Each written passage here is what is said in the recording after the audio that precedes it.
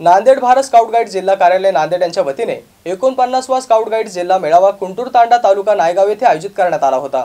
या जिल्हा मेळाव्यात भोकर तालुक्यातील हळदा केंद्रीय शाळेतील लेझिम पथकाला जिल्हास्तरीय द्वितीय पुरस्काराने सन्मानित करण्यात आले।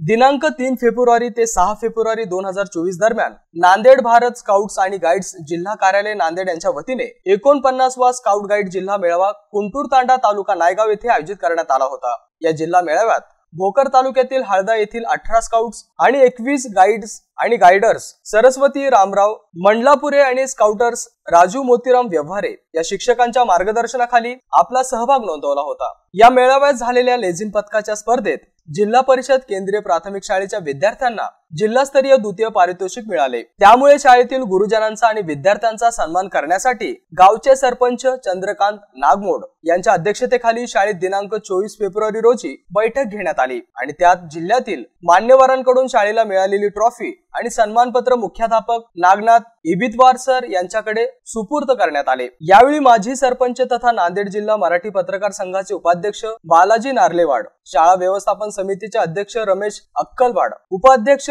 रुक्माजी नार्लेवाड, ग्रामपंचायत सदस्य विलासराव किसवे, पोषटराव अक्कलवाड आदींची उपस्थिती होती। या कार्यक्रमाचे सुरेख सूत्रसंचालन सहशिक्षक राजू व्यवहारे यांनी केले, तर आभार मंडलापुरे यांनी मानले। यावेळी सहशिक्षक विजय न्यालमोबार, सहशिक्षिका NL Mitkari, MR Hambarde, SP तिगोटे, SM Sawant आदींसह विद्यार्थी मोठ्या संख्येने उपस्थित होते। Shubham Nartawar, MC news Bhokar Nanded.